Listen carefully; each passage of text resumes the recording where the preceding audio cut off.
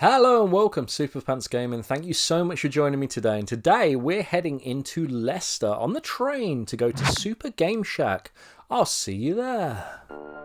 So here we are in Leicester. It's a city. It's not too far away from where I live, to be totally honest, but I've not actually been here for years. I think last time I came, I don't think Super Game Shack was actually a thing. But here we are now at Super Game Shack.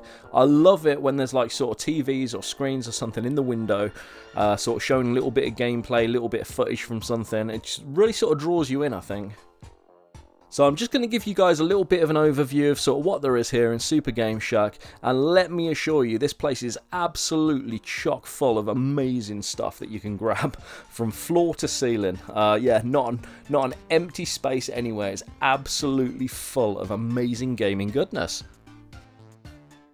Now, some Mega Drive games there. Did you guys catch that copy of Dune 2 there? I didn't actually see how much it was, but I mean, that's an absolute staple in many collections, I'm sure. Brilliant RTS game. Probably one of my top 10 Mega Drive games of all time, to be honest. And the game that sort of led the way for Command & Conquer, so yeah. So looking there, some boxed light guns, some sealed controllers. That's absolutely awesome. Just don't see that sort of stuff every day. And some of the PlayStation 1 games here just look absolutely fantastic. Yeah, the condition of the majority of the stuff in this shop was absolutely top quality. And those little arcade machines, now they're like the little sort of tabletop ones. Do any of you guys actually have one of those? Because I always sort of look at them and I don't know if the novelty will wear off pretty quickly with them. So yeah, what do you guys think about those? Looking over some of the newer PlayStation games there, I love a little bit of PS4. Love my PS4 indies especially, and obviously my RPGs and stuff. So yes, is there anything there that I can grab? And copy of Conker's Bad Fur Day there, boxed. Don't see that all the time. What an amazing game that is. I know a lot of you guys out there absolutely adore that game. And here, quite a decent selection of PSPs there. I very nearly went for collecting PSP, however I don't actually own one at the moment. When I started Collectbox, the PSP was another console that was in the running, but obviously I will need to get one if I'm going to collect for it. What do you guys reckon? Do you reckon I should collect for PSP, or if I maybe missed the boat on that one? Yes, so that was Super Game Shack in Leicester. Amazing afternoon, thoroughly enjoyed my visit there. Just kind of wish I'd maybe come on a different day so level 2 was open, but that's on me. It's me on a train. Less of a, like... Yes, so that was Super Game Shack in Leicester, and let me assure you, what a shop. Some of the stuff in there, stuff that I've not seen for years. Some absolutely amazing stuff. I'm sorry if my footage didn't really do it justice, to be totally honest, but wow, yeah. I also want to say amazing staff as well. Really great customer service. Had a little chat with the guy that served me and also the manager guy there as well. And yeah, brilliant people. I'm terribly sorry I can't remember your names, but yeah, absolutely fantastic. Fantastic afternoon, fantastic shop. And I would say, however, sadly, me and my sensible adult maybe went on the wrong day, because we went on the Wednesday, and it was the Wednesday before the Milton Keynes gaming market. And because we went on the Wednesday, unfortunately, level 2 wasn't open, because upstairs they've got like this sort of huge level 2 area where there's like a huge arcade and stuff all sort of like laid out for you to go in and play, etc. And they're actually extending that at the moment. It looked like it's going to be absolutely amazing. So I believe that's only open at weekends. So if you're going to go, I would recommend you check when it's open and possibly go when level 2 is open, if that's your sort of thing. But the shop itself, fantastic. Some absolutely amazing games in there. So what did we pick up? Now, I'll be totally honest, I think in a way I held back, because knowing that Milton Keynes gaming market was coming up, I kind of had it in my head. If I don't spend much today, I've got a little bit more to take to Milton Keynes sort of thing. So we didn't pick up much, to be honest. We picked up one game. And there were a couple that I probably should have picked up, but I'll get to them in a second. And the game I picked up is a PlayStation 2 game. It's a game that I didn't have back in the day. And that is Deep Water. So, which is a 505 Game Street game. And I hate the cover because I used to surf, if that makes any sense. Yeah, and that was £6. Don't know if you can make that out just about. Yeah. And yeah, this is just one that I don't see very often. It's one that I'm quite pleased to have in the collection. I don't know too much about it. I'm kind of thinking a loosely sort of Monster Hunter at Sea type vibe from it. So I'm not sure. I should probably open it and show you.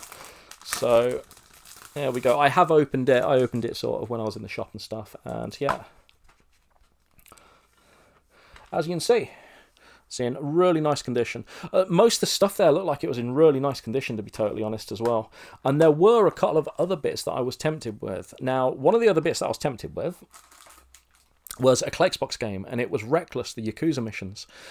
And it was the Classics version. It was £5. It was complete. It looked in really nice condition. And I ummed and ahed about it, but before going to Leicester and before going to the Milton Keynes Gaming Market, I had a little look online, and I saw that Doorway to Darkness had copies of certain games, so they sort of were less, I was less desperate to get them, sort of thing. And as you may have seen from my Doorway to Darkness episode, I did get a copy of Reckless.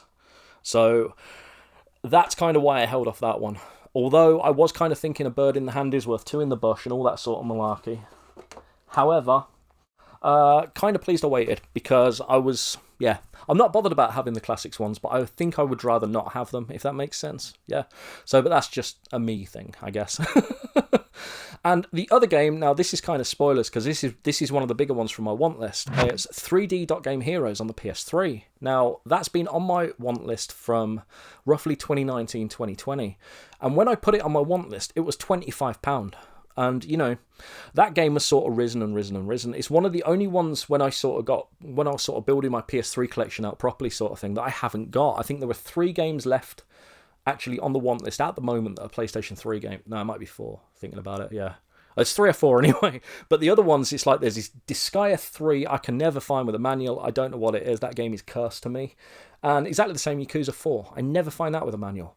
So, and then 3D Game Heroes. The only one that I almost bought was one in a CEX at the time when it was £25. And that didn't have a manual, so I didn't buy it. And now, I don't know what sort of footage I got of that, but it was 70 quid. And I was like, do I, don't I? I think if I hadn't been going to the Milton Keynes Gaming Market on the Saturday, I probably would have bought it, to be totally honest, because it did look like it was in nice condition, but I only saw it through it was in one of the glass display units, and I didn't ask to have it out, sort of thing. So I sort of held off. So maybe we went the wrong week, to be totally honest, but I don't know. Yes, and the other thing with 3D Game Heroes is I put that on my list when it was a £25 game, and I know it's like a sort of £60, £70 game now, but do I want to pay that for it? So, you know, because now and again I'll have a game on my list, and if the price goes up and up and up and up, sort of thing, I'm just like, nah. I'm interested in it, but I'm not interested in it at that price, sort of thing. Exactly the same happened, actually, when I was doing Mission 360, if any of you guys have been here that long, sort of thing. I think Fatal Inertia, I put that on the list when it was about a £5 game, and that sort of went rocketing up to like 40, 50 quid, and I was like, I ain't paying that for it.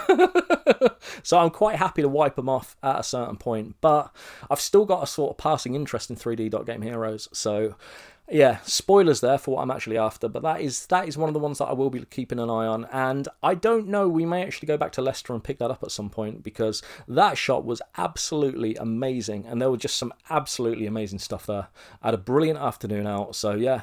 So thank you to everyone there, and everyone else we met on the day as well, because yeah, I had a chat with quite a few people, to be honest, which is always really nice. So yes, there you go. That was our trip to Super Game Shack in Leicester. So thank you guys so much for being here. Remember, you're awesome. I've been Soup, and I will see you in the next one. Goodbye.